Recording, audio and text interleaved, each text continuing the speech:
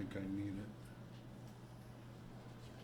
Cause my emails, I was looking at them before. I don't think I need it, but, We got an extra tablet if you need it too. Yeah, you can have mine. no, I can't figure those out, that's why I bring my iPad. They're working on it. They're 18 of them are bought. They're still trying to, they were out here Friday trying to look at a couple more. Because I saw Steph, I was at a meeting earlier today, I saw Stephanie, and she was asking me, and I said, I couldn't remember if we had 40, or I knew we were working on it. Yeah, we don't have all 40 We don't yet. have all 40 yet, and that's what I told her, I thought, at first I thought we had 40, and I said, well, maybe not yet, Yeah. quite yet, but we had. Yeah, we'll get them. Yeah. You know what it is?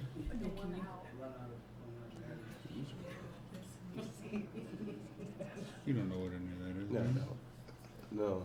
That's, yeah, it should just mark right on I it. know, sure, I did before. Or at least just have, because ours has a spot for the password and then just drop it in there. Yeah, so there's a username and password. Everybody, meeting for the order. March 26th, roll call. Henry Champion, Present. Bill Powell, Present. Maddie Koval, I haven't spoken to Commissioner Coble. I believe she'll be here though. Ray Cruz, Present. Dave Richards, Here. Scott Morris. Here. Approval of the minutes of the working session February 24th and the regular meeting of February 26th. I'll second. Roll call. Henry Champion, Yeah. Bill Powell, Yes. Maddie Koval, Yes. Ray Cruz, Yes. Dave Richards, Yep. Scott Morris. Yes. Alright. No public comments. At this time, it's, we're gonna pause here for election of officers. We need, And, oh, sorry, cut you off. We will, if there are any nominations to be made, open the floor for those nominations. I'm gonna nominate Bill Paul, the chairman of the board for the Aurora Housing Authority. Is there a second? Nominate Henry Champion. Do we have do we have a second for the first motion? Oh, No? I guess I would second it. I just wanted to, are we also gonna have an additional motion for Henry?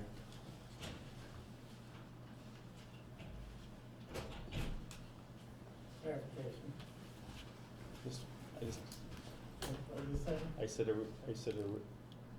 are you interested in this position? I know Ray made a motion before I seconded, and I'm trying to understand where you're, if, I'm surprised we asked that after our I conversation. know, but I wanted you to speak up and say yes, so that, Yes. okay, thank you. I just didn't know if there was other conversations that had happened since we talked. Okay. Okay. Okay, so, and I'm just kind of filling in, because you guys are kind of trying to figure this out, so. We have one nomination, I suppose we need to vote on, and then we need to vote on the second. No, To see how there was a that- motion made, and Has my motion been seconded? not yet. Okay, so is there a second for Ray's motion? There is not. Okay, is there a second for Maddie's motion? There is not. Hold on. I'll second Maddie's motion. All right. I'd like to make just a quick comment that I'm personally, I'm totally, I was willing to second for you, Chief, and I have total respect for you. I just, I had a conversation with the chairman, and he's interested, and I support the chairman. Just let me speak up. You need not apologize to me in any shape, form, or which comments. It's not necessary. So, and I appreciate that, but it's not. Yeah. All right, so we have a motion and a second. We take a roll call vote, please. Is there any discussion? Yes, I'm sorry, yes, I apologize, yes. Yeah. And I just want to go on record. I would support either one of the gentlemen for the job. I think each of you do an excellent job. And Henry has done an excellent job. I just have a question, for you, Henry, as far as, I think coming back from the, conference that I went to with Keith and the staff, you know, it was clear to me that, you know, when on board issues and when we're speaking, you know, to the public, that, you know, it's important that we speak with one voice, you know, where we can, all disagree here, we might have different opinions on different things, you know, but once a decision's made, you know, among the board, that, you know, when we go outside, that we all speak with that one voice. And I guess I just wanna ask you if you feel comfortable doing that. I think, when we voted to not develop Jericho Circle, and I voted for it, and I said when we leave here, as a board, so I think that answers your question. It does. Okay. Whatever the board votes on, we leave the door as a board. Are there any other points for discussion? If not, may we have a roll call? But let me make a comment. I may have differences, okay? And I would think that, we all have differences. And if we all were the same, we wouldn't need to be here. So I reiterate, whatever the vote is, whether mine is nay, but you told me I can vote. But, you know, once we vote as a board, that's it. And if I have comments in here negative what the vote is, it won't be voiced out of the door. And I made that clear sometime last year, I believe. Okay. Sorry, Henry Champion, I voted. Which one are you voting on? just the chairman position, no? You know, there are two nominations? No, it's No, one. it's just one. Just one. You voted on Henry, Yes. I don't know if you can go first or not. Sure. Yeah, he can, or he can abstain, it's really his choice. Bill Powell, Yes. Maddie Coble, Yes. Ray Cruz, No. Dave Richard, Yes. Scott Boris. Yes. We have two other seats that we need to at least determine whether or not we want to nominate a new position for, or if we want to just leave current Vice Chairman Powell as the continuing Vice Chairman and current Secretary Koval as the continuing Secretary. Do I have a motion to re-elect those two individuals to those positions? So, Second. Motion and a second. We have a roll call, please. Or is there any discussion? If not, can we have a roll call, please? Henry Champion, You can vote for this one. This is not you. Yeah. Bill Powell, Yes. Maddie Coble, Yes. Ray Cruz, yes. Dave Richard, Yes. Scott Boris. Yes. All right. Mr. Chairman. That's out the way. Review financial reports and listed bills. So as we're nearing the end of the fiscal year, we're continuing to have some pretty good months. We had a $54,000 profit agency-wide for the month of February. Year to date, it's about a $343,000 net profit. So we're continuing along about where we expect it to be financially as far as our profit is concerned. One of the real highlights this year has been the public housing program, where this month we have a $36,000 net profit. But year to date, we have a $918,000 net profit. That's nearly $1 million that our public housing program has made. Now, let's be clear, that doesn't include the overhead costs. Those are mentioned later. But on the pure business of public housing, we have made over almost $1 million, and we'll come probably close to $950 once we totally tally in March as well. So that's, one is indicative of our commitment to lowering costs, but it's also setting the stage for us to move forward with a lot of the expensive items that we put forward in the strategic plan. So these dollars aren't just going to sit; they're going to be used. This is really that first step in that 5-year plan, is make sure that we have the money to move forward. The Section 8 program has been another high point. With this month we had a $69,000 net profit, and it's closed our loss down to $15,000. So that's basically break even for an $8 million program. So again, we've done a good job. We're preparing ourselves to put the 40 vouchers on the table. So that's going to raise costs a little bit in the next fiscal year. But again, we're at a situation now where we've been really, mindful financially, and it's really setting the stage for us to do a lot of things going forward. Were there any questions on the financials? Keith, in terms of agencies that are our size across the country, Mhm. how do we stand on that revenue number? As far as the actual revenue or profits? Revenue first. The revenue figure is pretty much the same across the board. All housing authorities of our size are going to see pretty much the same amount of money from HUD. There isn't, unless they have different programs. For example, you may have another housing authority that has a special public housing program or a special state funded program. They might have more revenue. But on the basis of just dollar for public housing units, agencies our size are going to see similar money. And this doesn't include any of the things that we do to create more revenue, correct? Right. Okay. And then on the net profit side, about the same too? Now that's going to vary wildly depending on the situation at the agency, and I don't want to say that I would love to be able to say that this is all because you hired me in October 2012 and it's all because I'm great. But in honesty, we've had we've had a history of setting money aside and saving money. We've been good at that. We've continued to do that. The staff has been excellent at being mindful of how we spend the money and trying to find ways to cut costs. So really, it's been just the situation we're in, the environment that we're in, to the intentional efforts that were made by staff to cut costs. We've just been fortunate this year that it came out the way it did. Okay. The only comment that you said that I don't know if it's quite accurate is you said made this much without the overhead and kind of the structure, and I mean that's it's all. I mean it's nice to say that, but I mean the reality is the overhead and the structure Well, yes. exists. So it's like you gotta. When we look at it, there's a significant amount of overhead and general costs that go along with the Yeah, housing absolutely. program. So we really got to look at it as a combo. And that's when you look at the agency-wide numbers. Really, it's the number that really speaks to the true profit of the agency. That $343,000, that's your true profit. That's with overhead. That's with all the expenses wrapped in there. We're still running at $300,000 profit. When you look at our budget size, that's a decent cushion there for us to have at the end of the year. Most agencies are trying to run at about 1 or 2% profit, and we're slightly above that. So it's a good spot to be in. I've got on a list of bills. I saw in there, what's the Ross program? I noticed it was CTA passes.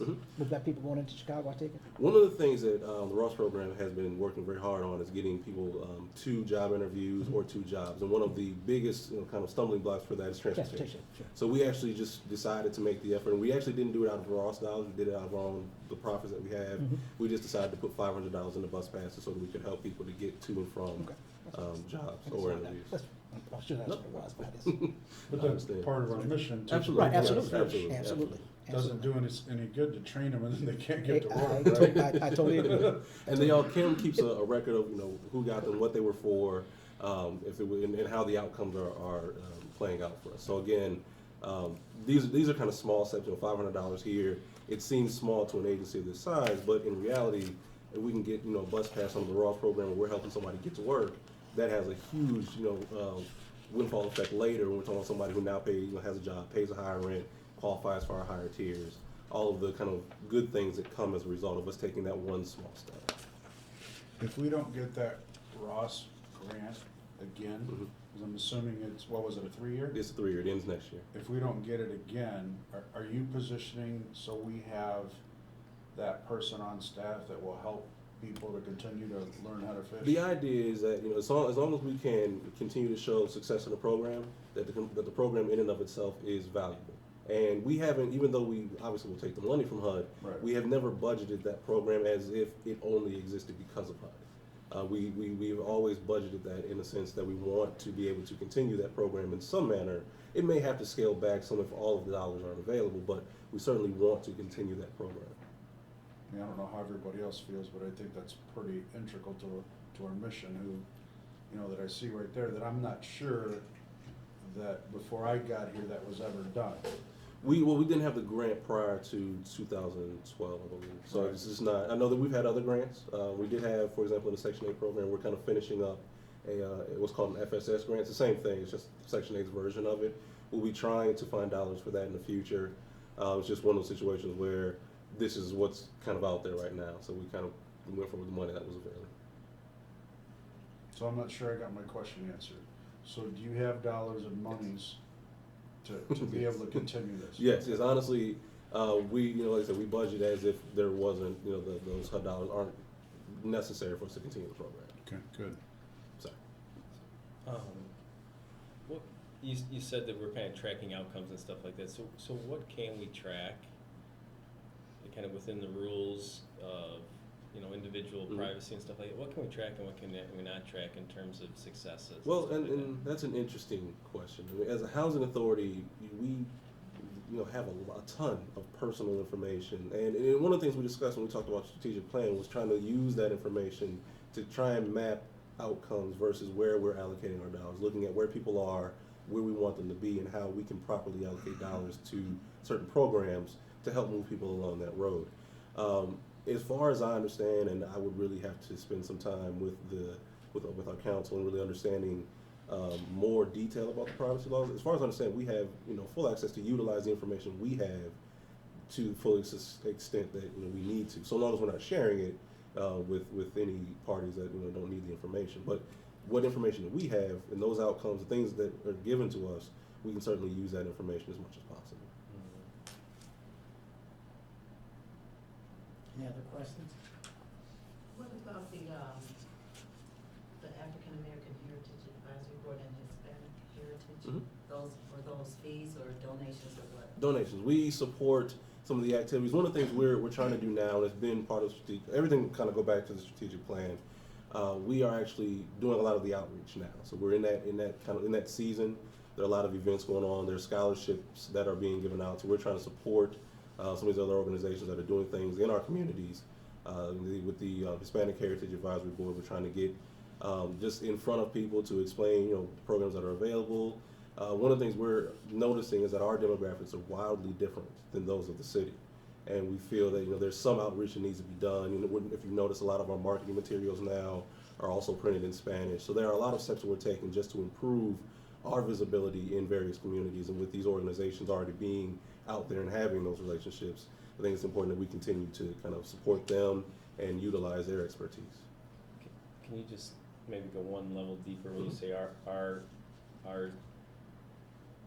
would you term demographics are different? Just Yes. Can you tell us what you mean by that? For example, the Housing Authority is approximately 70% African American. Only 5% of our residents are Hispanic, and the rest fall into the varying ethnicities remaining. When the city's demographics, the demographics of the region, really are somewhere between 40 and 50% Hispanic.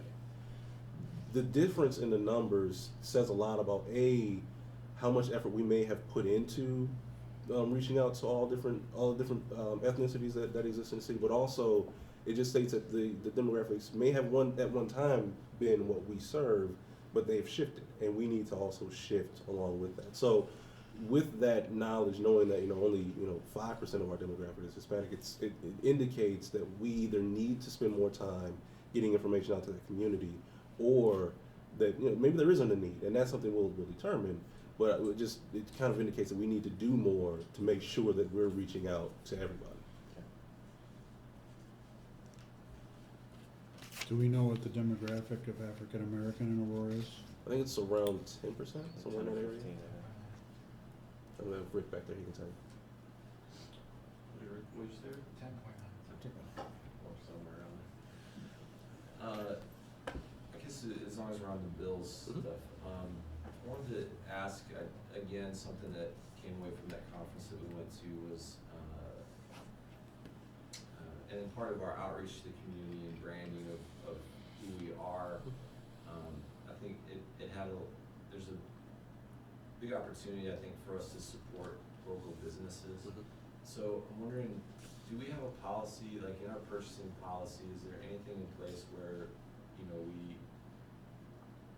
try to give business as much as possible? Do we do any, like, outreach there, or is there anything that we do that we try to ensure that we're spending our money in our community more? Now, we do lend, kind of work with word of mouth more so than anything. When Carlos is working with a lot of the contractors, it's, hey, we're going to be doing some things, get a bid together so that you know. So we do a little bit of that with the contractors we have. We say, listen, if you know other people locally or other groups, as we are around, we try to utilize the word of mouth more than we have any other form of outreach. That's not to say that we shouldn't do more. One of the things I think we'll probably need to add to our procurement, our scoring sheets, is maybe a local preference where there's an additional 5 points, for example, for local businesses. And that's something we haven't done, and we probably start doing it in April, beginning of our fiscal year. Or do other agencies, have you seen any policies that boards have that or agencies have that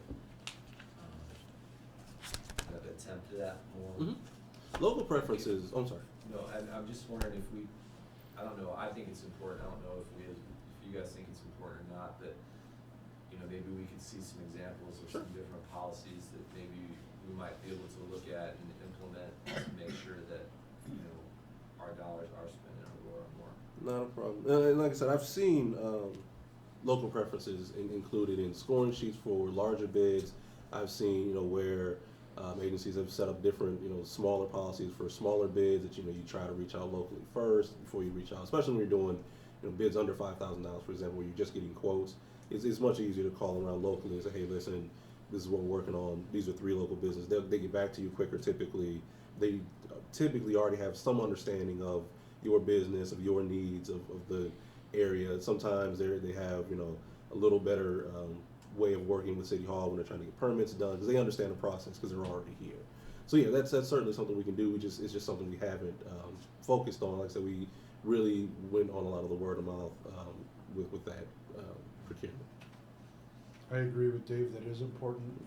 The Fox Valley Park District does have a policy, and they set it by limits, and this is back when I was on the board 3 years ago.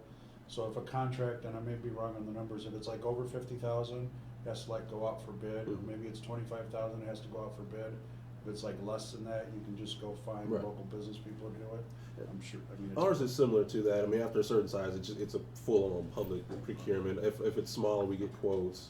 I think under $5,000, we just actually make 3 phone quotes in kind of that situation. So again, we can kind of tailor that and add a little local preference in there so that we're paying attention And to I that. think, the more that we can track how much we're spending in our community when we're going to, we're talking about just public perception Sure. and things like that, that's something that we can take to the community and say, hey, we're benefiting the community in these different ways. Absolutely. Are there any other questions? Mr. Bills? Are there any questions on this bill?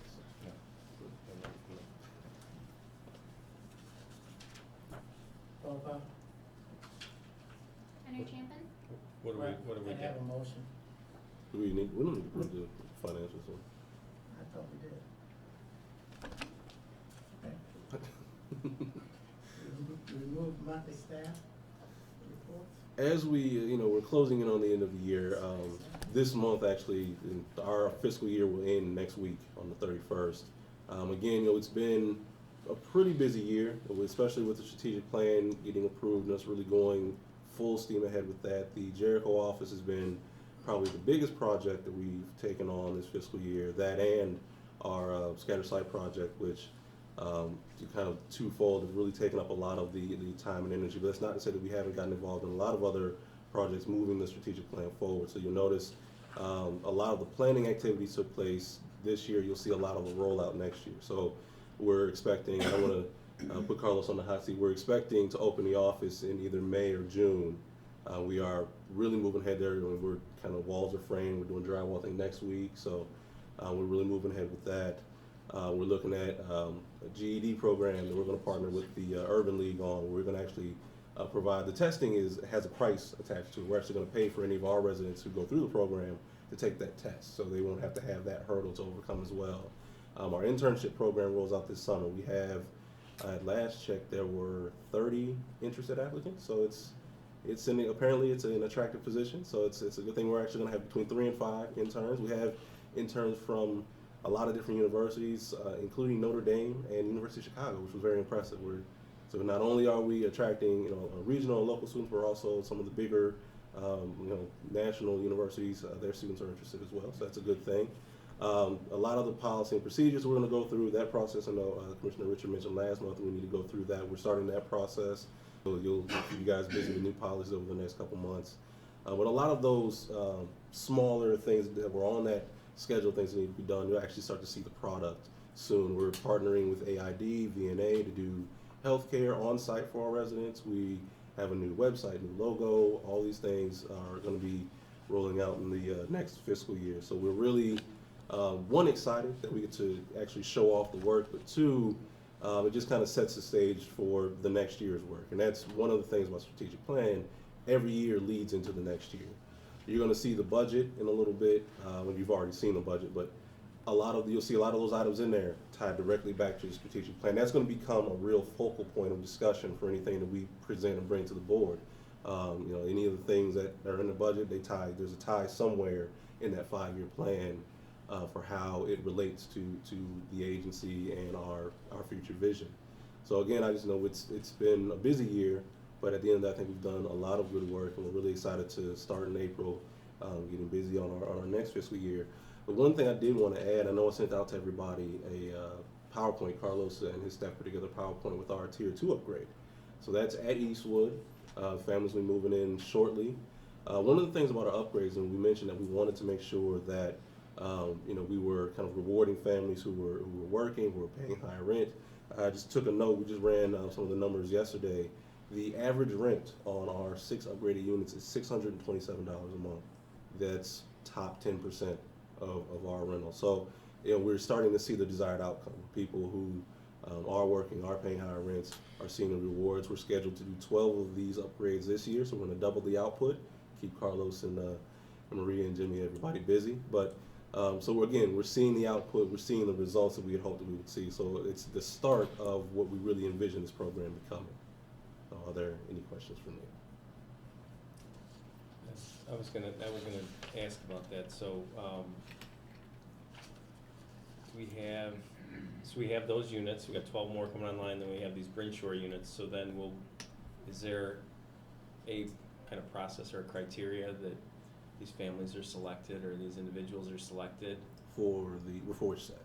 for the upgraded units or the new units that are coming online? I know you just said that they're paying more rent. So are there other criteria that are in there? And that's one of the things as a policy is concerned. We're actually crafting a literal document that will address exactly what that is, and it'll be in writing. But typically, the first criteria is are you working? Are you paying higher rent? The second criteria, housekeeping is a big issue. Not everybody, for different reasons, is a higher end housekeeping. So that's one of the steps we had to add. We actually, somebody on Jimmy's staff mentioned, hey, you should really want to check the housekeeping too. So we've added that as one of the criteria. We check the rent, we check the housekeeping. But it doesn't always have to rely on rent. If somebody is finishing college, or if they decided to enroll in college, if they've been a model resident, if they've been, for the last 10 years, they've been involved in a resident council, and they've been a positive influence in their community. There are a lot of different factors. So we're trying to develop an actual scoring sheet that's very objective, so that we're not kind of kept making these off-the-cuff decisions about whether somebody does or doesn't qualify. Hopefully we get to a point where we have just enough demand that we then upgrade units based on the actual demand. So we know based on our scoring sheet we have 20 people that qualify, so we go out and we upgrade 20 units because that becomes our annual number to do because we know the demand exists versus now where we're kind of building up the supply.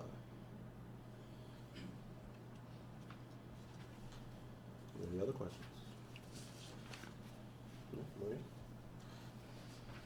Okay, up top there you'll see our waiting list numbers, ready to house pool, for public housing waiting list. You'll see, notices and referrals for the attorneys. We didn't have any evictions. One new thing that's on here is the numbers for the Section 8 waiting list. Our occupancy department recently took that back on. Before, the HCV department was handling their own waiting list, but that's returned to us. So you see those numbers as well as the ready to house pool numbers for them. We currently do have the 1 and 2 bedroom waiting list that is open. That will actually be closing April 1st at 4:30. Any applications received after that time will no longer be accepted. You'll see towards the bottom there, some of the site activities. Mr. Gregory mentioned earlier some of the things with the VNA, open house coming up. We just had one over at Maple Terrace. Great outcome, people signing up for the Obamacare. Home visits through the VNA and AID, and REAC inspections are coming up. You have that information there. That'll be July 1st and 2nd. So we'll be working with Jimmy, Carlos, and property managers to, as well as tenants, of course, to prepare for those inspections. And down at the bottom, you see some of the other information, site-related programs that have been going on. It seems like the notices served went way up. Is that my imagination, or is that a lot more than we have? It varies from month to month. Okay. There's just some months, especially after the months following Christmas time, they're usually gonna go up there because of Christmas. Money went elsewhere for that month. It really just varies, depends what we have going on. And the Section 8 waiting list, it includes all bedroom sizes? That is closed, has been closed since 2007, and I don't think there's any plan to reopen anytime soon. Sir? Yeah, I got a question, but I don't know if this is an appropriate time or not, but I'll ask it anyway. We discussed that porting issue back a month or two ago. Are you aware, I thought I saw something just recently, and I don't remember where it was, that they're gonna take a look at that?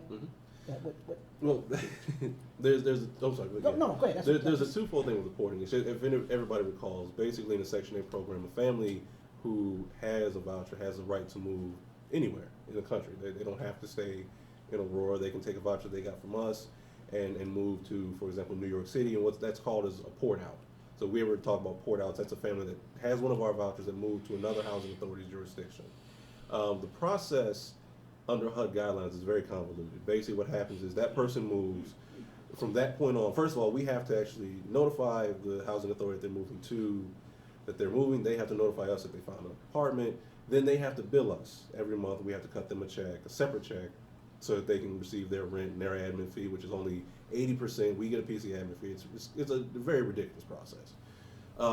The president and Congress have oftentimes mentioned they want to look at that process and streamline it. The simpler way to do it, and has been recommended by pretty much every industry group that there is basically if the family moves, the voucher goes, and it just belongs to the new housing authority. No more of this paying each other back or trying to figure out. Their housing authorities, honestly, I just came from one. The Fulton County Housing Authority had a huge problem with the fact that they didn't file the paperwork in time, so they don't get paid. So they actually are out of their own reserves paying for people they can't afford to. They're not getting paid to house. So it creates that problem for housing authorities. It's this weird paperwork problem where you could potentially not be paid for families that have moved into your jurisdiction because you didn't file paperwork within 10 days. So the solution is if a family goes, HUD no longer gives the money to us for that family. They would just give that money to New York. That solves the problem. That's been on the table for a while. We're hoping, everybody in the industry is hoping that they will fix that because it's just, housing authorities have gotten used to it, but it is a very just challenging situation. It's a clerical nightmare. Yeah, it is. It is. I couldn't remember what it was, but that's. Although there is one good point about the portability. When your vouchers go down and you have a lot of terminations, we can absorb those, and that brings our numbers back up. That's true. So that's the only good, Yeah. only good part of it. It's one of those things you learn how to game the system a little bit, as you have to work with it for what it is. Thank you. Sue? For Section 8, for February, we had 93 recertifications in progress, completed 42 annual recertifications. We processed 47 interim rent adjustments. We reissued 8 families who were moving from one unit to another. Did 2 port-in briefings, families coming in from other port housing authorities. We transferred out 3 families to other housing authorities. We had 5 move-ins, which was both port-ins and tenants moving here.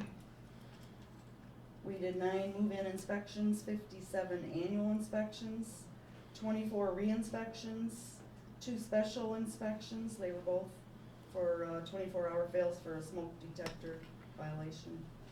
We had 4 terminations, 2 were due to families, someone who was deceased, and 2 voluntary. What's an example of a voluntary? They don't wanna, they don't need assistance anymore, asked to be removed from the program. We had, signed 2 repay agreements. One was for $1,329, one for $1,380. Those were due to not reporting income, failure to report income, and I abated 1 unit. Right now, we just lost a caseworker in our program, and the inspector that we had has become the caseworker, and we're hiring a new inspector. We have hired a new inspector. He took his physical today. It's an ever-changing environment around here. That's it. We just, in terms of termination, someone gets an HCV, they have that until their income either grows above where they can have it, they pass away, or they go outside the rules. What are some of the examples of those rules? The family obligations, Yeah. violating the terms of the lease, not paying their rent, their portion of the rent, damaging a unit, criminal behavior. There's a whole couple pages of family obligations. Letting someone live in the unit that's not authorized. And sometimes if a family member, the head of household, passes away, if there's another adult in the household, then that voucher, they can take that voucher and they become the remaining member, so. But in a case where it's an elderly single person, Goes back it's into just gone. If it's someone that's not in the household, they can't give it to someone else. Any other questions? Jimmy? We did finally get our permit over at Maple Terrace on the 2nd floor at the one wing. I don't know if it was north, south, I don't know my direction that well. But on the right side as you walk upstairs. But, so, we've been working real hard with the contractors, maintenance, to get all these units ready, and actually all 13 are completed, ready for occupancy. We've also been addressing over at Maple Terrace, we've been changing a lot of the rooms around and stuff and rearranging things. I guess they're gonna be putting in an on-site gym for the residents, also a computer lab, and then we're just actually developed cleaned out an area for storage for old files. We had 2 evictions last week or so, which was quite a bit and stuff, so the guys spent a lot of time moving and cleaning out the units and stuff like that to get ready for the next. We also had inventory this week, which I believe we just about finished up right now, so Lewis, our inventory specialist, worked really hard because in the past it usually take us 3 or 4 days, and we've been able to do it within 2 days, actually, probably a day and a half actually, so it's a lot of credit to Lewis. Now that the weather's getting a little nicer and stuff, and as Maria had mentioned, REAC is coming up and stuff like that, so we've actually been driving the site and stuff and documenting and writing things down that we need to address outside and deciding whether we're gonna contract that out and what we're exactly gonna do. And as you can see, we did finish all 13 of those units. We also finished grocery, which is a two-tier, also 1642. It's a 2-tier, and then we had did tub replacement. Tub was cracked for some reason. This month as you can see, guys worked really hard. We had 19 vacancies completed. And then our inspections we had fire extinguisher inspections on all our sites, and also over at Maple Terrace and Centennial House we had our annual sprinkler and sandpiper.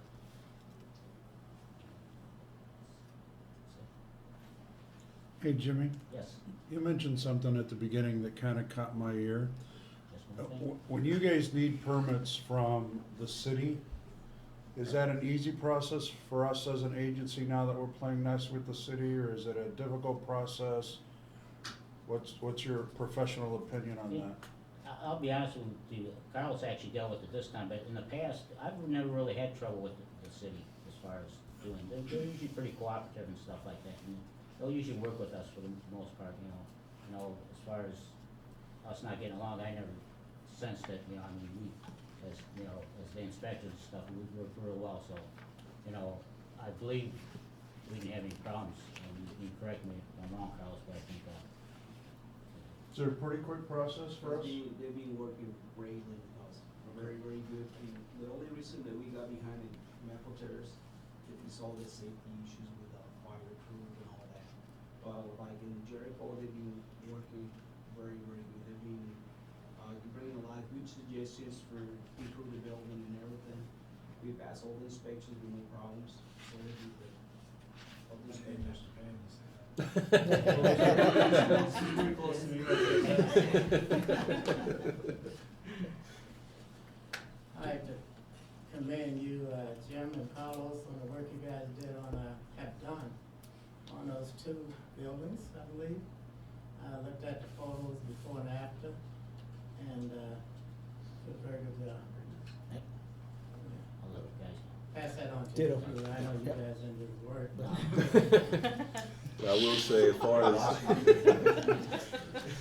staff is concerned, we do have, and I am extraordinarily fortunate for this to be my first, post as an ED, hopefully maybe my only, depends on you guys, but, Depends on if we get good water or not.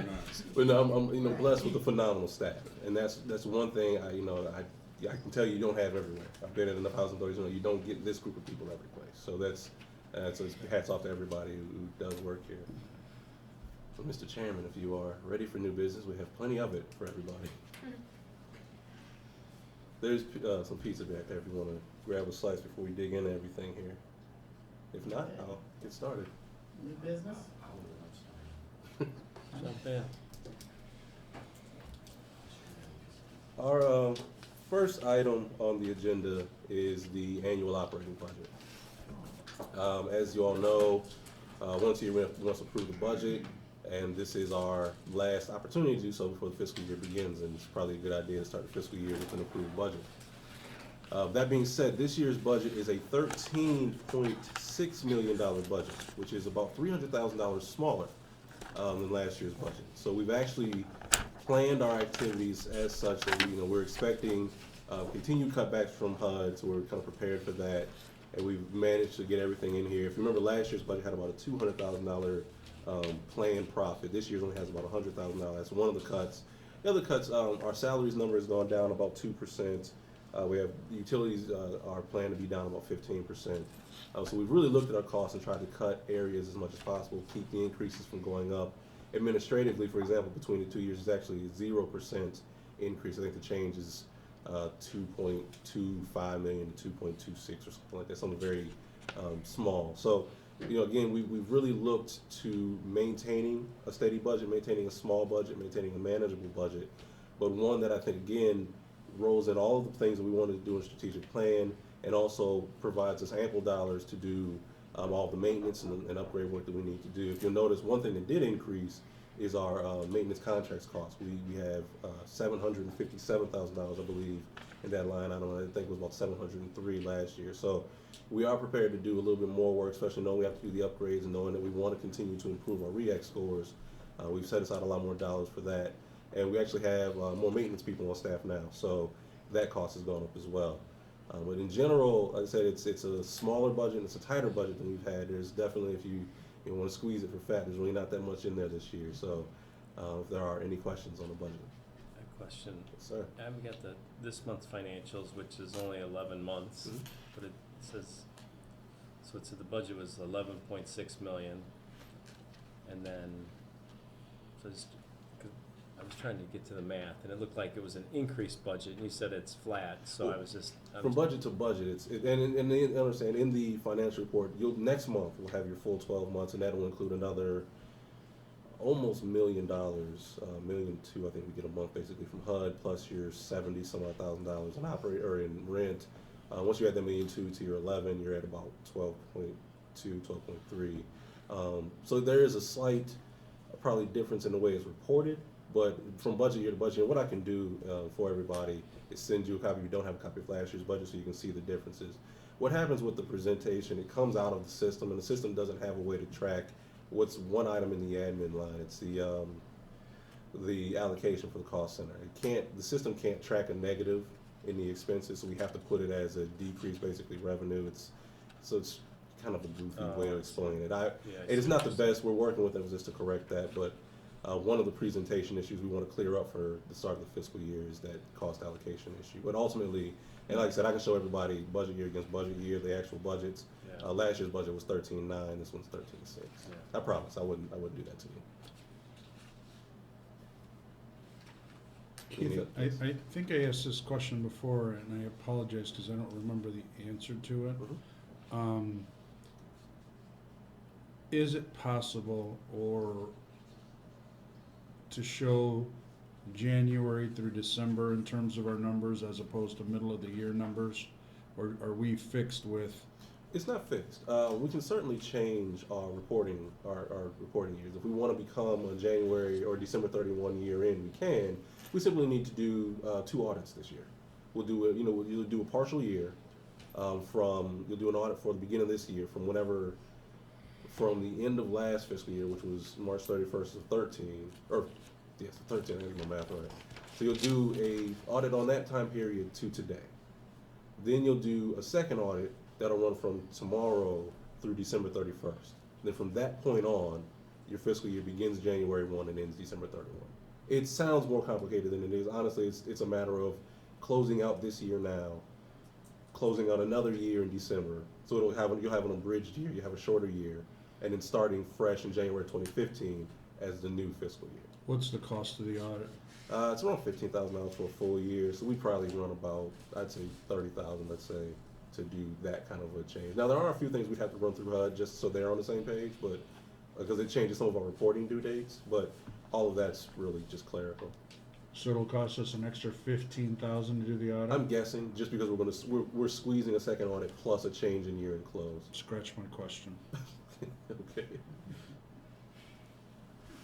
Are there any other questions about the budget?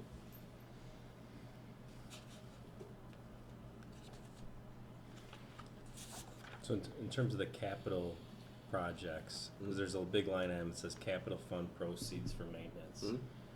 So is that monies that come in to fund the maintenance, staff and efforts, or is that monies that come in to do, the capital building type stuff? Well, some of both. I mean, and one of the ways that we utilize our capital funds, again, it's that reimbursement program. So we go out and we do a project that qualifies, then we draw down the money from HUD to reimburse ourselves. That's part of the reason we have so much of profit that we do, is that we are very good at utilizing our capital fund and making sure that those dollars are spent on a lot of these projects.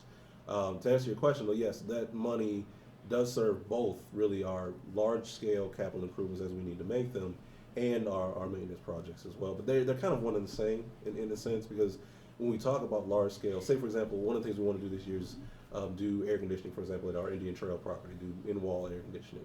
It's a maintenance task because the maintenance guys are going to have to go in there, or contractors, whoever, and knock out a wall, make space for the air conditioner, reroute the electrical. All of those things will be done both by electrical and contractors, but it's also a major capital improvement. Yeah. So it's kind of 2 in 1 in that situation.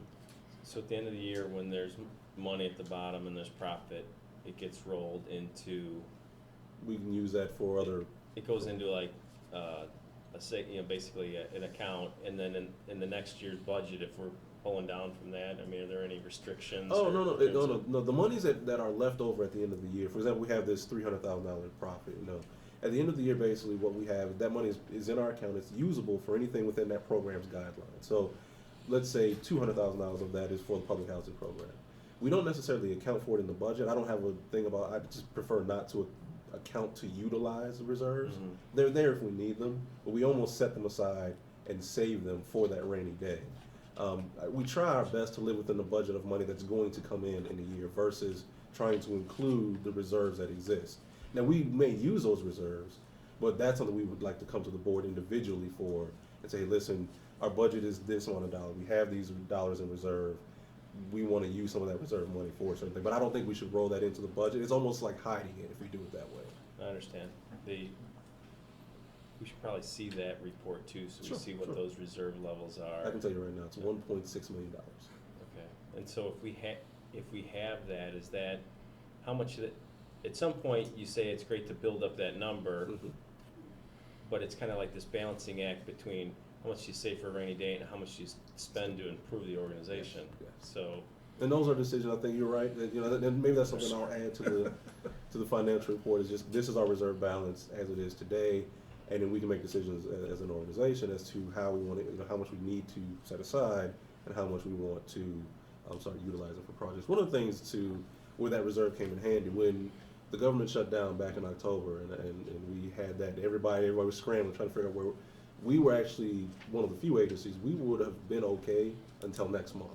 If HUD didn't give us another dollar from the moment they shut down, operations could have continued just fine until next month. Is there a percentage reserve that is recommended by HUD or in the industry? Or? Well, it depends on who you ask and at what time of the year you're asking. Right now there's plenty of money going around, so everybody says, oh, use your reserves, it's safe, there's money out there. And then all of a sudden when HUD says, oh, we got to cut back funding, they're like, oh no, you need more reserves. The problem becomes the balancing act between when HUD starts telling you they're going to take the money if you don't do something with it. I think, having, it's the general number is about a month or two. I personally think that's way too small. I mean, there's just too much uncertainty for a month or two's reserves. I would prefer a quarter. That's only an extra month, but at least if you have a quarter, that's 3 months. You can do some planning in that time and make some changes. So what, the 1.6 million that we have, would that reflect, like 6 months? Yes. Only because now that's bare bones operations. That means we cut all the extra stuff that we're doing, the new offices, the upgrades, all that would have to stop. But just bare bones operations, that funds us for 6 months. So let me make sure I'm perfectly clear. Mhm. So the budget numbers that you have is for all the operating stuff, all the upgrades we wanna do during the next year. Yes. The $1.6 million, that stuff is we can use for like that building that we possibly wanted to buy Yes. on Broadway or other things Exactly. to get more units that Yes. we need anyway. Yes, absolutely. Okay. And we would still probably, of that 1.6 million, only wanna use 1 million of that. You try to keep leave it. 600,000 Exactly. in reserves. But when opportunities present themselves, when if we decide we want to make a shift in approach or a shift in direction, that's money set aside. Maybe we decide, all of our units need to be upgraded units. Well, there's not that much money in the budget, but that's where we can go to that reserve and pour some of that money into that kind of a project or any other one-off project that we determine that we want to take on. As long as we're following the HUD rules, there's really no limit to what kind of additional project we can take on, and all we need is HUD approval to go outside the boundaries. Off the top of your head, how many single-family homes do we have? 63. And we've upgraded just a handful of them. Yes. So I mean, that could be in our master Mhm. plan for the next, say, 5 years, 7 years, whatever it is, to do them all. Absolutely. And you would put that into the budget every year, Yes. not necessarily take that out of the reserves. I would try not to. Okay. Just following the money. when do we find out from HUD what all they allocate? I know we set the budget now, March 31st, but we don't find out what the reimbursement levels and stuff are gonna be until at a later point, right? Well, see, and that's the funny thing. They never really are exactly clear. We went through all last year and never really had final numbers. The HUD changed the numbers basically on a quarterly basis. For the first 3 months of this year, for example, we've seen, that's why, for example, the Section 8 program had that profit this month. They're giving us a substantially larger number in dollars for that program in the first 3 months of the year. It's not expected to continue, but for the first 3 months, they gave us more. They just sent us the new update. They're going to, next month, April, will have a smaller amount. May and June will balance somewhere in the middle. So HUD's always playing that game with us where, this is what you've used, this is what you've done, this is what we think you're going to have. So it's really hard for us to say exactly. Basically, the best way to answer that question is you'll know at the end of the year what came in. We put out to HUD there's a form that we fill out. It's the Sounds like operating a church now. we do the operating subsidy form at the beginning of the year, and HUD approves it. And what you end up doing is dealing with their proration, and they usually give you about between 80 and 90% of those dollars. Right now, we're working at about 90%. That could go up, it could go down. So we kind of live in that uncertainty of, where you are. One of the good things is, though, if it does go down, typically at the end of the year, you see a little bit of it back. If it goes up at the end of the year, you give a little bit of it back. So it's a balancing act, but one that we, internally just kind of gotten used to.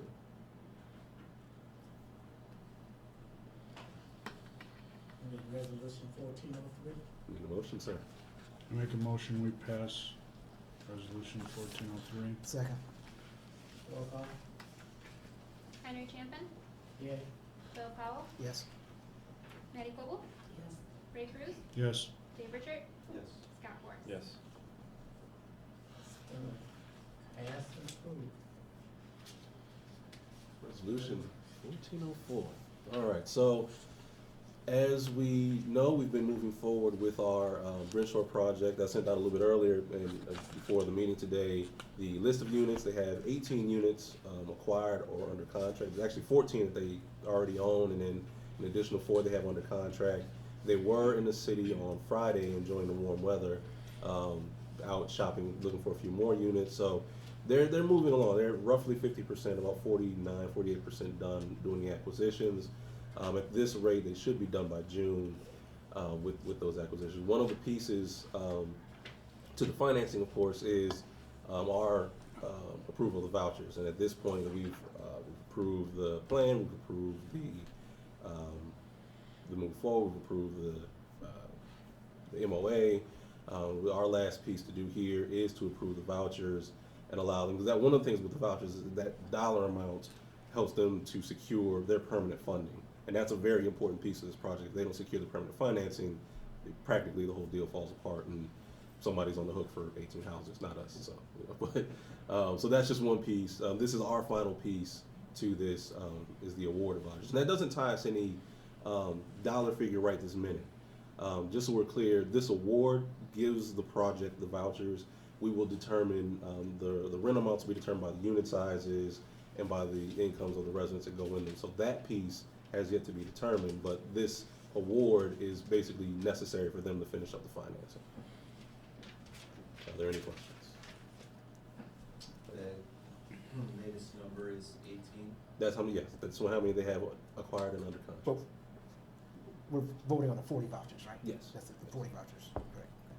And these are part of the ones that we have to replace anyway, Yes. from losing the site off of Jericho, is that correct? Yes.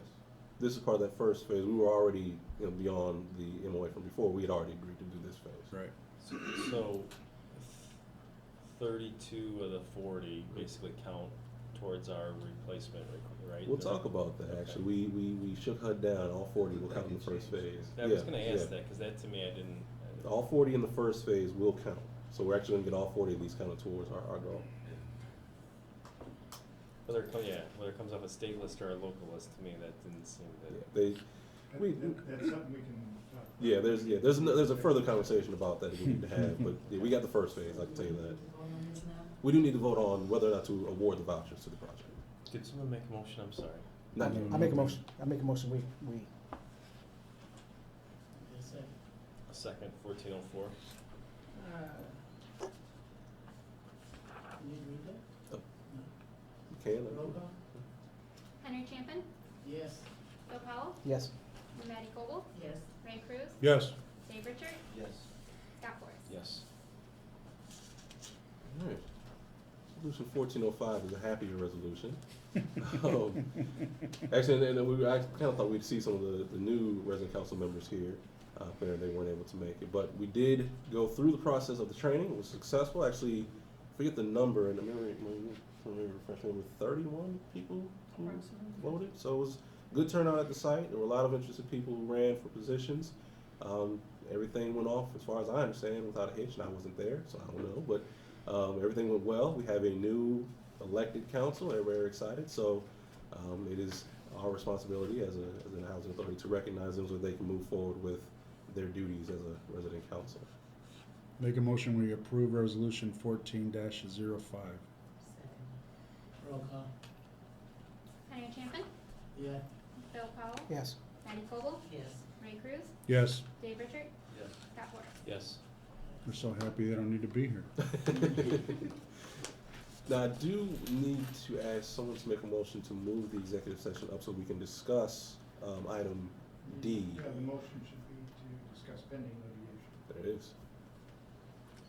Make- I'll make a yeah, I was gonna. Let's move the second, I'll and we second. move into a closed executive session. Roll call? Henry Champion, Yes. Bill Powell, Yes. Patty Koval, Yes. Ray Cruz, Yes. Dave Richard, Yes. Scott Boris. Yes.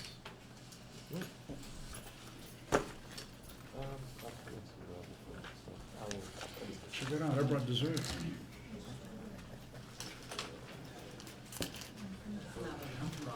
I got another pocket, Maddie, I got another pocket. I can only fit so many in it.